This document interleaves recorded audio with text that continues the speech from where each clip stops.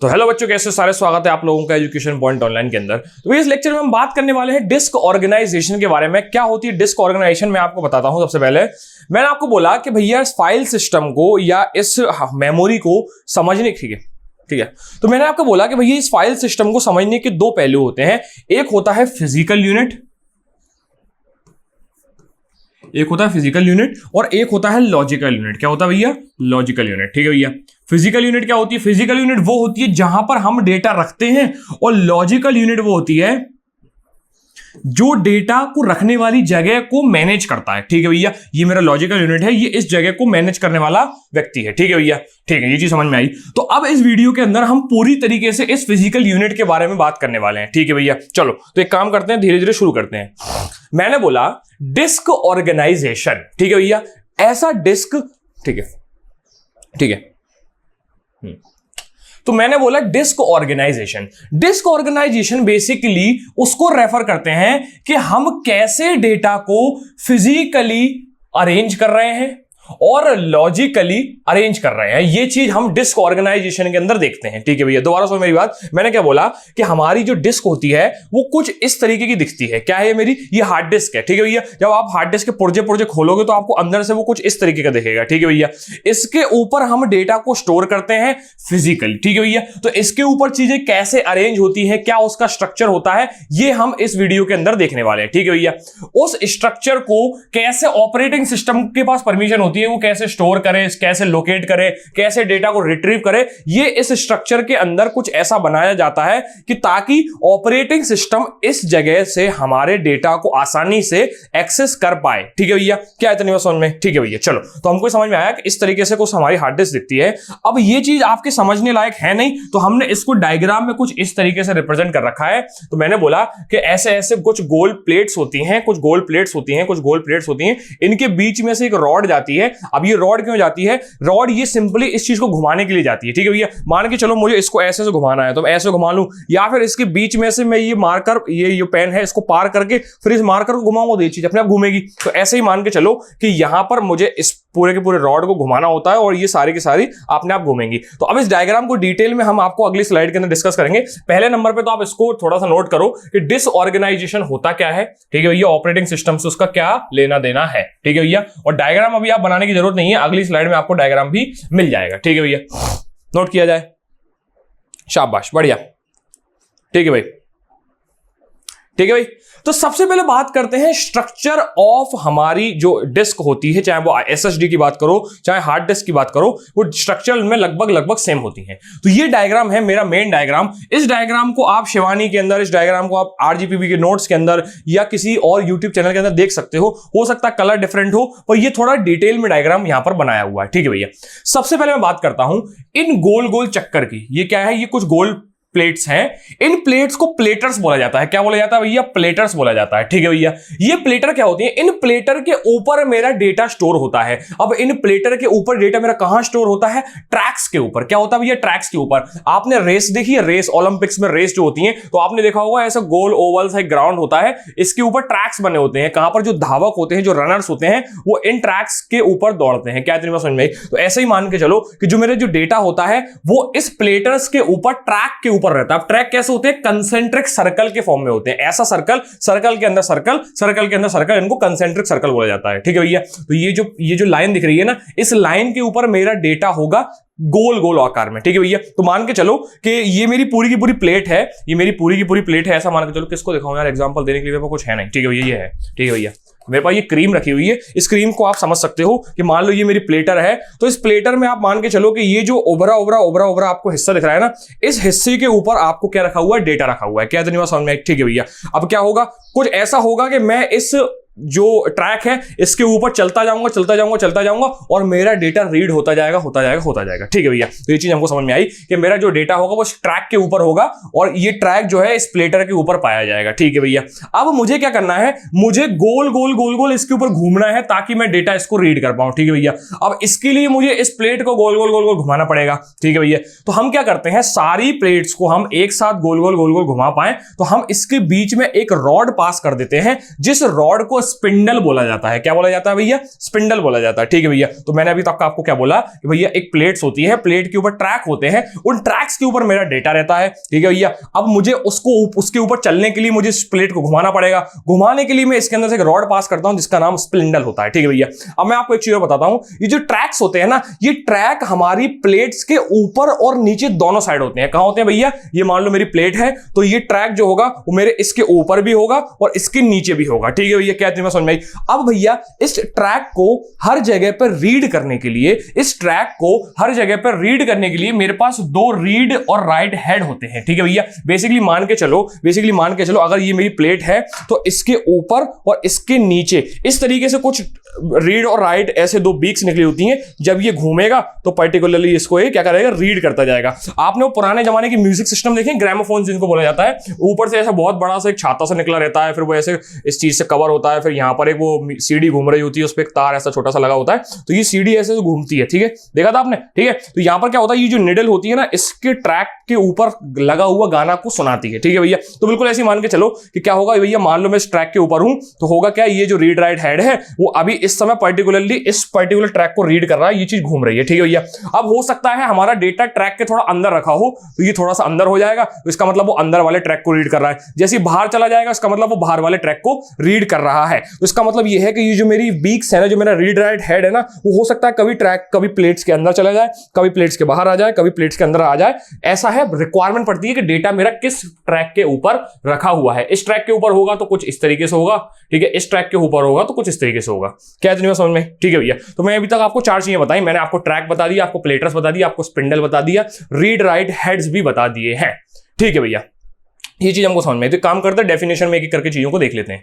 मैंने बोला भैया प्लेटर्स क्या होता है? प्लेटर मेरी सर्कुलर डिस्क रहती है जो कि मैग्नेटिक मटेरियल से कोटेड रहती है। मैं क्यों बोला आपको मैग्नेटिक मटेरियल? क्योंकि मैंने बोला कि भैया हम अगर करंट से डील करेंगे तो करंट तो जब रहेगा तो डेटा रहेगा, करंट चला जाएगा तो डेटा चला जाएगा। तो हम कुछ ऐसा चाहते हैं जो हमारा परमानेंटली डेटा स्टोर करवा पाए, जो कि मैग्नेटिक प्रॉपर्टी से पॉसिबल है। तो मैं प्लेटर्स को मैग्नेटिक कोटेड चीजों से बनाता हूं। ठीक है भैया, उसके बाद मैंने आपको बोला ट्रैक्स जो होते हैं कंसेंट्रिक सर्कल होते हैं हर एक प्लेट के ऊपर, जो कि डेटा कंटेन करते हैं। क्या इतनी बात समझ में? ठीक है भैया, उसके बाद मैंने आपको यहां पर एक चीज और बताई जिसका नाम था स्पिंडल। ठीक है भैया, जो कि वो रॉड होती है जो हर एक सर्कल के बीच में से गई है ताकि मैं उस पूरे के पूरे प्लेट्स को घुमा पाऊं। ठीक है भैया, क्या इतनी बात समझ में आई? जब भी आप हार्ड डिस्क को कभी अगर आपने पास एक्सटर्नल हार्ड डिस्क हो या एक्सटर्नल SATA SSD हो या नहीं भी हो तो काम करना, कंप्यूटर के पीछे से कान लगा के सुनना या लैपटॉप के पीछे कान लगा के सुनना। जब भी हार्ड डिस्क के अंदर से डेटा रीड या राइट होता है तो उसमें से घूम करके एक आवाज आती है। क्यों आती है? ताकि वो घूम रहा होता है ना, वो जो स्पिंडल है वो घूम रहा होता है, वो ट्रैक्स के ऊपर डेटा रीड हो रहा होता है, वो जो प्लेट्स है वो घूम रही होती है, इसलिए ये आवाज आती है। ठीक है भैया, मोटर की तरह आवाज आती है, वो आप सुन सकते हो कभी अगर आपके पास एक्सटर्नल हार्ड डिस्क हो या फिर SATA SSD हो। ठीक है भैया, चलो ठीक है, ये चीज हमको समझ में आई। अब बात करते हैं यहां पर सेक्टर्स की। सेक्टर क्या होते हैं? सबसे पहले समझना सेक्टर होते क्या है। मान लो ये एक सर्कल है, ठीक है भैया, इस सर्कल के सेंटर से अगर मैं ये दो लाइन खींच दूं, ठीक है भैया, तो वैसे कहा तो सर्कल के पर्सपेक्टिव में इसको सेक्टर जाता है, इसको सेक्टर कहा जाता है। ठीक है भैया, अगर मैं सर्कल की बात करूं, मैथमेटिक्स की बात करूं, लेकिन यहां पर हम पता सेक्टर किसको बोलते हैं। मान के चलो कि ये मेरा एक ट्रैक है, ये एक मेरा दूसरा ट्रैक है। ठीक है भैया, ये मेरे दो ट्रैक हैं। ठीक है भैया, इसको पर्टिकुलरली सेक्टर बोला जाता है। क्या बोला जाता है भैया? इस पर्टिकुलर चीज को सेक्टर बोला जाता है। ठीक है भैया, ऐसे ही मैं अगर कोई दूसरा पार्ट काट दूंगा तो मैं इसको सेक्टर बोलूंगा। क्या बोलूंगा? इसको मैं सेक्टर बोलूंगा। ठीक है भैया, ये चीज हमको समझ में है कि सेक्टर इस पर्टिकुलर कंटेक्स्ट में किसको बोला जाता है। तो मैंने बोला सेक्टर क्या होता है, हर एक ट्रैक को अगर दो इंडिविजुअल स्मॉल पार्ट में अगर तोड़ दिया जाए तो ये जो पर्टिकुलर इतना हिस्सा निकलता है ना, ये वाला हिस्सा, इसको ट्रैक बोला जाता है। क्या बोला जाता है भैया? इसको ट्रैक बोला जाता है, इसको ट्रैक बोला जाएगा। ठीक है भैया, हो सकता है ये किसी सेक्टर का पार्ट हो, मतलब मैथमेटिकली सेक्टर वैसे ये होता है, लेकिन हम इसको सेक्टर बोलते हैं। क्या बोलते हैं? इसको सेक्टर बोलते हैं। ठीक है भैया, ये चीज आपको समझ में आई? ठीक है भाई, चलो ये चीज हमको समझ में आई। सेक्टर मतलब जहां पर डेटा स्टोर है। ठीक है भैया, चलो ठीक है। सेक्टर मतलब जहां पर हम लोग ट्रैक्स की बात करते हैं, तो दो ट्रैक्स के बीच में जो एरिया होता है उसको मैं सेक्टर बोलता हूं। ठीक है भैया, ये चीज समझ में आई। अब बात करते हैं क्लस्टर की। ठीक है भैया, एक से ज्यादा सेक्टर्स के कलेक्शन को मैं क्लस्टर बोलता हूं। जैसे फॉर एग्जांपल मान के चलो एक और सेक्टर था, वो यहां पर इसके पड़ोस में ही था। ठीक है भैया, इसके पड़ोस में एक और सेक्टर था। मैंने बोला मेरा भैया 4 GB का एक गेम है, ये 4 GB का गेम दो सेक्टर्स के अंदर बटा हुआ है। ठीक है भैया, मैंने बोला 2 GB यहां पर है और 2 GB यहां पर है। हालांकि इतनी बड़ी स्पेस होती नहीं है, पर फिर भी मान के चलो कि 2 GB यहां पर है, 2 GB यहां पर है। तो मैं ये बोल दूंगा कि मेरा 4 GB का जो गेम है ना, एक 4 GB के क्लस्टर के अंदर है। कहां पर रखा हुआ है? क्लस्टर के अंदर है। क्या है तुम्हें समझ में? ठीक है, ये तो क्लस्टर भी समझ में आ गया। ठीक है भैया, इसके अलावा एक चीज होती है सिलेंडर। सिलेंडर क्या होता है मैं आपको ये बता देता हूं। सिलेंडर बेसिकली होता क्या है, मान के चलो ये एक मेरी प्लेटर है और ये एक मेरी दूसरी नीचे वाली प्लेटर है। ठीक है भैया, इसके ऊपर मान लो कोई ये पर्टिकुलर ट्रैक है, इसके ऊपर ये मान लो कोई पर्टिकुलर ट्रैक है। ठीक है भैया, मैं बोलता हूं इन दोनों ट्रैक की लोकेशन एग्जैक्टली सेम है। ठीक है भैया, इन दोनों ट्रैक्स की लोकेशन एग्जैक्टली सेम है। तो मान के चलो बिल्कुल बाहर से जस्ट एक अंदर वाला, ऐसे बिल्कुल बाहर से जस्ट एक अंदर वाला, अगर मैं इनकी एजेस को ऐसे ऐसे जोड़ दूंगा। ठीक है भैया, थोड़ा सा इसको मैंने नीचे वाले को गलत बनाया है, मैं इसको ढंग से बना देता हूं। ठीक है भैया, मैं इसको ढंग से बना देता हूं। मैंने बोला ये, ठीक है भैया, ये मेरी प्लेटर है और ये बाहर वाला सर्कल है। ठीक है भैया, मैंने बोला बाहर से जस्ट एक अंदर वाला, यहां से भी बाहर से जस्ट एक अंदर वाला, अगर मैं इनकी एजेस को ऐसे जोड़ दूंगा तो मैं इसको सिलेंडर बोल देता हूं। किसको बोल देता हूं? ये जो अंदर वाला बना ना, इसको मैं सिलेंडर बोलता हूं। सिलेंडर की डेफिनेशन सिंपल सी ये है कि दो एग्जैक्टली सेम लोकेशन वाले ट्रैक की वर्टिकल अक्रॉस प्लेट्स। मतलब सिंपल सी बात समझना कि मैंने बोला कि ये क्या है, मेरी एक ट्रैक है, ये मेरा दूसरा ट्रैक है, इन दोनों के बीच का ये जो एरिया होता है इसको सिलेंडर बोला जाता है, या ये जो दोनों मिलकर बनाते हैं उसको सिलेंडर बोलते हैं। ठीक है भैया, इतना दिमाग लगाने की जरूरत नहीं है। क्यों? क्योंकि ये डायग्राम का बस मैं आपको डिस्क्रिप्शन दे रहा हूं। ठीक है, क्या दे रहा हूं भैया? डायग्राम का डिस्क्रिप्शन, ताकि आप डायग्राम को रटो नहीं, हर एक पार्ट जो है उसका आप मीनिंग समझो कि वो वहां पर क्यों है, उसका मतलब क्या है। ठीक है भैया, बस मैं वो आपको समझाना चाह रहा हूं। अब आपको सिलेंडर उसको अज्यूम देख के मान सकते हो या उसकी डेफिनेशन को पढ़ भी सकते हो। ठीक है भैया, इसको नोट करो पहले। ठीक है भाई, स्ट्रक्चर को नोट किया आपने। ठीक है भाई, उसके बाद आप इस डायग्राम को नोट करो, जो मेन डायग्राम है अपना, जो कि आपको एग्जाम में बनाना है। ठीक है भैया, थोड़ा गंदा दिख रहा होगा तो मैं इसको मिटा देता हूं। ठीक है भाई, ठीक है भैया, अब यहां पर बहुत डिटेल में चीजें लिखी हुई हैं कि हमारे पास दो रीड एंड राइट हेड होते हैं, एक ऊपर होता है एक नीचे होता है, इसको अपर और लोअर भी बोला जाता है। ठीक है भैया, स्पिंडल के बारे में लिखा है, कितने ट्रैक्स है, कितने सेक्टर है, उनका नंबर भी लिखा हुआ है। ठीक है भैया, नोट किया जाए। ठीक है भाई, चलो समझ में आया, बहुत बढ़िया। ठीक है भाई, ठीक है, ठीक है। तो अभी तक हमने आपको डिस्क ऑर्गेनाइजेशन के बारे में बताया कि कैसे हमारे डिस्क के अंदर चीजें रखी गई हैं। ठीक है भैया, अभी मैं आपको थोड़ी एक दो टॉपिक बाद एक बहुत ऐसी चीज बताऊंगा, जब आपको पुराने के भी जो तीन चीजें बताई ना मैंने, ये सब अभी मैं बताऊंगा। इससे पहले मैंने डिस्क ऑर्गेनाइजेशन बताया, वो एकदम से एकदम ऐसी क्लियर होंगी कि आपके दिमाग के सामने सारी पिक्चर क्लियर हो जाएगी। बस एक बार थोड़ा बने रहना मेरे साथ, लास्ट में जाते जाते आपको इस वीडियो के एंड में सबको समझ में आ जाएगा। मैं बात करता हूं डिस्क की पार्टीशन की। मैं बात करूंगा किसकी? डिस्क की पार्टीशन की। ठीक है भैया, पार्टीशन क्या होता है? मैंने आपको बोला कि मान लो आपके पास आपका कॉलेज बैग है या फिर एक सूटकेस है। ठीक है भैया, मैंने बोला आपको एक काम करो, इसके अंदर सामान रखो। तो आप मुझसे बोलोगे क्या मैं पूरा सामान एक ही चेन के अंदर रख दूं?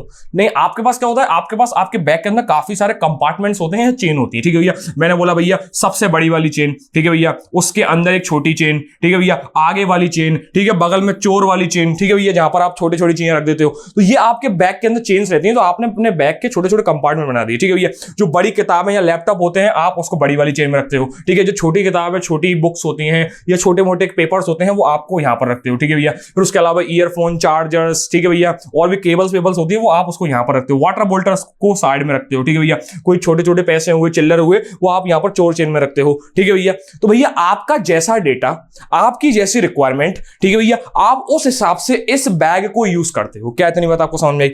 ठीक है भैया, तो ऐसे ही मानना, ऐसे ही बिल्कुल सिमिलर तरीके से ये मानना कि मैंने बोला कि मेरी हार्ड डिस्क है, इस हार्ड डिस्क के मैं कुछ पार्टीशन कर देता हूं। ये मेरी हार्ड डिस्क है, इस हार्ड डिस्क के मैं कुछ पार्टीशन कर देता हूं। मेरा जिस तरीके का डेटा होगा उस तरीके की जगह पे मैं उस पर्टिकुलर डेटा को रखूंगा। अब कैसा कैसा पार्टीशन होगा, क्या क्या उसके अंदर होगा, मैं भी आपको बताऊंगा।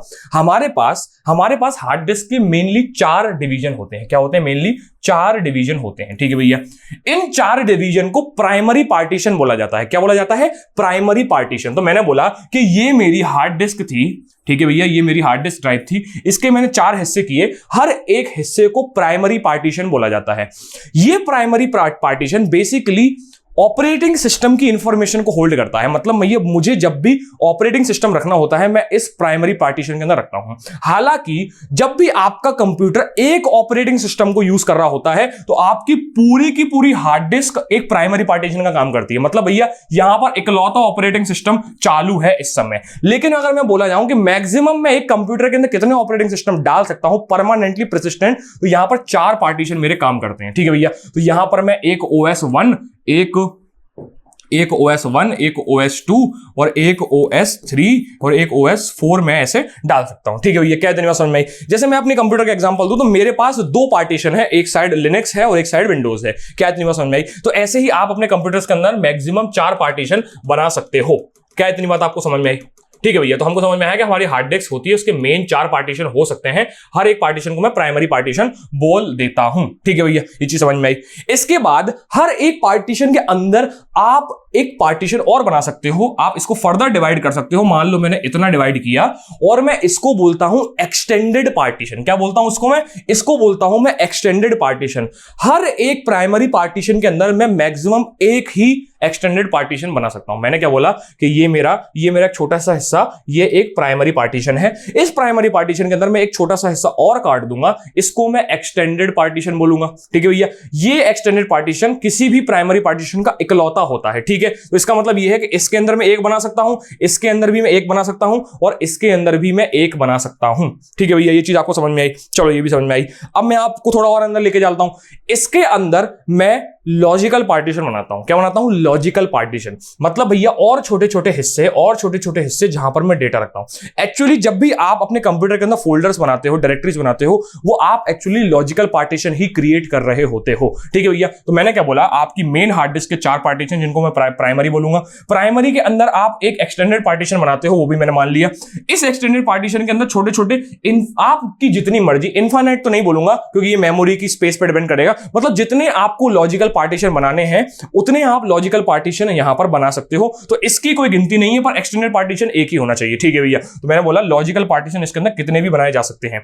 ये लॉजिकल पार्टीशन आप फोल्डर्स को बोल सकते हो। ठीक है भैया, चलो, तो ये चीज हमको डायग्राम से समझ में आई। तो एक काम करो, अब जहां पर लिखा है वहां पर ले चलो। ठीक है भैया, मैंने बोला भैया प्राइमरी पार्टीशन बेसिकली इसको बूटेबल पार्टीशन भी बोला जाता है। बूटेबल क्यों बोला जाता है? क्योंकि ऑपरेटिंग सिस्टम आपका बूट होता है। ठीक है भैया, ऑपरेटिंग सिस्टम आपका बूट होता है। ठीक है भैया, इसके बाद होता है extended partition. Extended partition basically आपके कंप्यूटर के अंदर आपकी पर प्राइमरी पार्टीशन के अंदर एक ही होता है।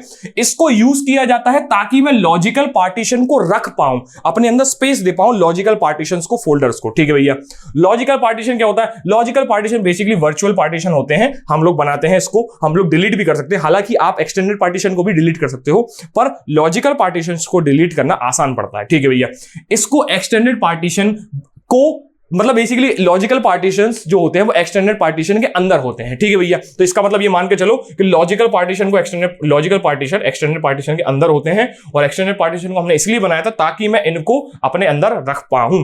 ठीक है भैया, क्या ये चीज समझ में आई? ठीक है भैया, तो लिखे 3 पॉइंट हैं। आपने इतनी सारी कहानी भैया क्यों बताइए? क्योंकि आपके सिलेबस के अंदर इतना मेंशन नहीं था, इतना सारा मेंशन था ही नहीं। जो मैंने आपको अभी पूरी की पूरी गोल चक्कर से 4 पार्टीशन बना के फिर अंदर फर्दर दिखाया, वो आपके सिलेबस में नहीं था। पर मुझे आपको अभी एक कहानी सुनानी है, थोड़ी देर बाद सुनानी है, जो आपके दिमाग में इस फाइल सिस्टम की पिक्चर क्लियर कर देगा। ठीक है, इसलिए मैंने आपको साथ थोड़ी देर बना के रखा है। थोड़ी देर और बने रहना, आपको समझ में आएगा।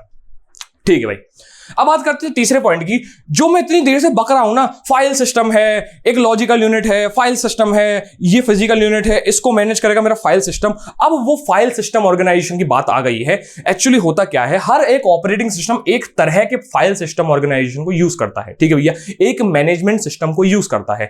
हमारा जनरली पेन ड्राइव जो होती हैं वो फैट को यूज करती हैं, जिसे फाइल एलोकेशन टेबल बोला जाता है। ये एक फाइल सिस्टम ऑर्गेनाइजेशन है, ये एक लॉजिकल यूनिट है। ये चीज मैनेज करती है कि पेन ड्राइव के अंदर जो भी स्टोर है वो किस तरीके से होना चाहिए, कैसे मैं उधर से डेटा उठाऊंगा, कैसे मैं उधर के डेटा को डिलीट करूंगा, कैसे वहां पर चीजें कॉपी होंगी। ये चीज मैनेज करता है मेरा फैट। क्या करता है भैया? File allocation table. कहां पर करता है? जनरली हमारे पास यूएसबी ड्राइव जो करंटली हमारी पेन ड्राइव्स होती हैं वहां पर, या फिर पुरानी विंडोज सिस्टम 7 से पुरानी वाली। क्या इतनी बात समझ में? ठीक है भैया, अब बात करते हैं एनटीएफएस। ये न्यू टेक्नोलॉजी फाइल सिस्टम है। आजकल सारे विंडोज के अंदर यही यूज होता है। आप जाके देखना, आप जाके काम करना, सिस्टम सेटिंग्स के अंदर जाना, सेटिंग्स के अंदर जाके आप जब ड्राइवर सेटिंग के अंदर जाके आप ये जब यूएसबी सेटिंग्स देखोगे ना, या फिर ड्राइवर सेटिंग्स ही होती है बेसिकली, वहां पर जाके आप देख सकते हो कि आपकी जो फाइल सिस्टम है वो एनटीएफएस वहां पर दिखाएगा। ठीक है भैया, किसी आगे काम करता हूं मैं यहां पर। ठीक है, ठीक है भाई, क्या इतनी बात समझ में? ठीक है भैया, इसके बाद बात करते हैं ext3 और ext4 की। लिनक्स सिस्टम के अंदर जनरली ext3 और ext4 होता है। ये भी फाइल ऑर्गेनाइजेशन सिस्टम ही है, कैसे मैं चीजों को मैनेज करता हूं हमारी फिजिकल ड्राइव के अंदर, ये चीज मैनेज करता है। ऐसे ही HFS और APFS ये मैक OS के अंदर यूज होता है। तो मैंने आपको क्या बोला कि भैया हम क्या मानते हैं कि हमारा ऑपरेटिंग सिस्टम एक फाइल सिस्टम को अच्छे से एक्सेप्ट करे, बस यही हमारा सिस्टम पर्सपेक्टिव होता है, सिस्टम का व्यू होता है। ठीक है भैया, तो मैं इतनी देर से जो बक रहा था आपको कि भैया फाइल सिस्टम एक लॉजिकल यूनिट है, वो मेरी फिजिकल यूनिट को मैनेज करती है, ये वो सारे फाइल सिस्टम है जो जनरली हम लोग यूज करते हैं। क्या इतनी बात आपको समझ में आई? इसको दोनों को नोट करो, फिर मैं आपको एक कहानी सुनाता हूं। करा नोट? शाबाश, बहुत बढ़िया। ये जो डायग्राम है अगर आप चाहो तो इसको भी नोट कर सकते हो, ये आपको समझाने के लिए मैंने बनाया था। ठीक है भाई, शाबाश। ये भी देखा आपने? ये तो चलो खैर मैंने बताया, 2-4 बार बना चुका हूं मैं। ठीक है भाई, डिस्क फॉर्मेटिंग बनाऊंगे, कहानी सुना दूं? डिस्क फॉर्मेटिंग बताऊं कि कहानी सुना दूं? इसके अंदर बताने लायक क्या है? Low level partition, high level partition. ठीक है भाई, काम करते हैं, पहले कहानी सुनते हैं। ठीक है भाई, कहानी क्या है? कहानी यह है कि मैंने आपको बोला था कि मेरी फाइल सिस्टम के 2 पहलू होते हैं। एक होता है फिजिकल पहलू, ठीक है भैया, फिजिकल यूनिट। एक होती है लॉजिकल यूनिट। क्या है भैया? ये है मेरी लॉजिकल, ये है मेरी फिजिकल। ठीक है भैया, ये चीज हमको समझ में आई। मैंने आपको बोला क्या? मैंने आपको ये बोला कि ये जो लॉजिकल यूनिट है ना, यही है मेरा क्या? यही है मेरा फैट, NTFS, ext3। ठीक है भैया, ठीक है। तो आप अभी इसको बहुत ब्रॉड पर्सपेक्टिव से पढ़ रहे थे, अब आपने बिल्कुल डिटेल में चीजों को देखा। ठीक है भाई, फिजिकल यूनिट में क्या होता है? फिजिकल यूनिट में मैंने आपको डिस्क ऑर्गेनाइजेशन बताई। ठीक है भैया, जिसके अंदर मैंने बताया स्पिंडल होता है, एक प्लेट्स होती हैं, बीच में रॉड होती है, रीड राइट हेड्स होते हैं, ये चीज मैंने आपको यहां पर बताई। ठीक है भैया, इसके बाद भैया आपने उनको पार्टीशन बताया था। पार्टीशन भी एक्चुअली फिजिकल यूनिट का पार्ट है। मैं क्या करता हूं, इस फिजिकल यूनिट को ही पार्ट्स में डिवाइड कर देता हूं। ठीक है भैया, क्या इतनी बात समझ में आई? इस पार्टीशन के हर एक चीज की नॉलेज इस लॉजिकल यूनिट को होनी चाहिए। क्या इतनी बात समझ में आई? ठीक है भैया, इसके अलावा मैंने आपको क्या बताया था? इसके अलावा एक बार और देख लेता हूं क्या बताया था। ठीक है, मैंने इसके बारे में बताया, इस डिस्क के बारे में बताओ, इसके बारे में बताया। तो एक्चुअली यही कहानी थी, अभी तक मैंने आपको सुनाई थी। बहुत छोटी सी कहानी है, एक था राजा एक थी रानी, दोनों मर गए। ठीक है भैया, सिलेबस अच्छा अपना हो रहा है। ठीक है भैया, कहने का मतलब क्या है? कहने का मतलब यह है कि मैंने आपको जो अभी 2 ऐसी बातें बताई थी जो आपको कॉन्टेक्स्ट में समझ नहीं आ रही थी, या क्या लॉजिकल क्या फिजिकल, थोड़ा और अच्छे से क्लियरिटी से बताओ। तो मैंने अभी आपको क्लियरिटी से बताया चाहिए कि ये लॉजिकल यूनिट, ये फिजिकल यूनिट। इसके अंदर मैं डिस्क ऑर्गेनाइजेशन की बात करता हूं कि कैसे मैं हार्ड डिस्क को बनाया भाई, कैसे मैं बनाया, उसके बाद बनाने के बाद कैसे मैंने उसको 4 पार्टों में बांटा और हर एक पार्ट के अंदर एक्सटेंडेड लॉजिकल चीजें बनाई, और उसके बाद ये सारी इंफॉर्मेशन हमको मिल सके। हम लोग बस हार्ड डिस्क के अंदर झांक नहीं सकते, हम लोग हार्ड डिस्क के अंदर झांक नहीं सकते, तो हमको कोई हमारी बदौलत, मतलब हमारी तरफ से अंदर जाके चीजों को देखे, तो फिर मैंने लॉजिकल यूनिट बनाई। क्या इतनी बात समझ में आई? तो अब आपको ये समझ में आ गया कि भैया डिस्क ऑर्गेनाइजेशन मेनली है क्या चीज, कैसे हम लोगों ने ये सब चीजों को असेंबल किया, कैसे रखा, क्या क्या चीजें हमने मैनेज करने के लिए अपनाई। तो ये थी अभी तक की मेरी कहानी। ठीक है भैया, क्या इतनी बात समझ में आई? बहुत बढ़िया, चलो बहुत बढ़िया, बहुत बढ़िया। चलो बात करते हैं डिस्क फॉर्मेटिंग की। डिस्क फॉर्मेटिंग का सिंपल सा मतलब यह है कि मैं आपको बस ये बोलता हूं कि हम लोगों ने एट द एंड किया क्या, वो जो कहानी बताई, वो इस कहानी का लास्ट में जो संक्षिप्त में, मतलब बिल्कुल ब्रीफ में डिस्क्रिप्शन ये है कि मैं क्या कर रहा हूं, मैं अल्टीमेटली अपनी हार्ड डिस्क को फॉर्मेट कर रहा हूं। क्या कर रहा हूं? हार्ड डिस्क को फॉर्मेट कर रहा हूं। कैसे फॉर्मेट कर रहा हूं? मैंने क्या बोला, मैंने सबसे पहले मैन्युफैक्चर क्या किया होगा, मैंने सबसे पहले मैन्युफैक्चर किया होगा मेरी हार्ड डिस्क। ठीक है भैया, तो हार्ड डिस्क के अंदर मैंने क्या बनाया कि मैंने प्लेटर्स बनाए। ठीक है भैया, उसके ऊपर ट्रैक्स बनाए, उसके बाद सेक्टर्स बनाए, उसको बीच में से रॉड में से डाला, फिर रीड राइट हेड्स बनाए। तो मैंने सबसे पहले लो लेवल फॉर्मेटिंग करी। सबसे पहले मैंने हार्ड डिस्क को क्रिएट किया, बनाया। ठीक है भैया, उसके बाद मैंने क्या किया, उसके बाद मैंने हार्ड डिस्क के पार्टीशंस बनाए। ठीक है भैया, कि चीजें रखोगे तो स्पेसिफिकली कहां रखोगे। ठीक है भैया, चलो उसके बाद क्या किया, उसके बाद मैंने फाइल सिस्टम बनाया कि भैया अब जो अंदर बन गया है, जो स्ट्रक्चर बन गया है, उसको नेविगेट करवाना, उसको मैनेज करवाना भी तो किसी को करना पड़ेगा। तो फिर मैंने एक फाइल सिस्टम इंस्टॉल करवाया।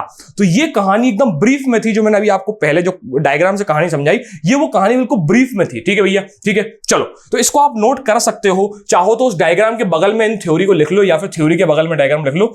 ठीक है, एग्जाम में नहीं आएगा, मैं आपको सिंपल से बोल रहा हूं। फॉर्मेटिंग के बारे में, पार्टीशन के बारे में, हो सकता है पार्टीशन के बारे में आ जाए, पर फॉर्मेटिंग के बारे में नहीं आएगा। ये जो कहानी मैंने आपको संक्षिप्त में सुनाई, ये एकदम एक साथ नहीं आएगी कि आपसे यही कहानी पूछेगा कि बताओ ये तो लॉजिकल और फिजिकल क्या कॉम्बिनेशन क्या है। हो सकता है आपसे डिस्क ऑर्गेनाइजेशन अलग से पूछ ले, हो सकता है आपसे ये जो मैंने आपको स्ट्रक्चर बताया ना, स्पिंडल विंडल, ये सबसे अलग से पूछ ले। पर ये जो मिला के जो मैंने कहानी सुनाई ना, ये हर कोई नहीं सुनाता आपको। क्यों नहीं सुनाता? क्योंकि भैया उनका पर्सपेक्टिव है आपको एक एग्जाम पास करवा देना। मेरा आप आपको सीधा सा एम रहता है आपको एक नॉलेज देके जाऊं, ताकि आप मेरे साथ से जब जाके पढ़ो ना, जाके कॉपी देखो, किताब देखो, या फिर जाके इन नोट्स को दोबारा से बनो, तो आपके दिमाग में ऑपरेटिंग सिस्टम बन जाए।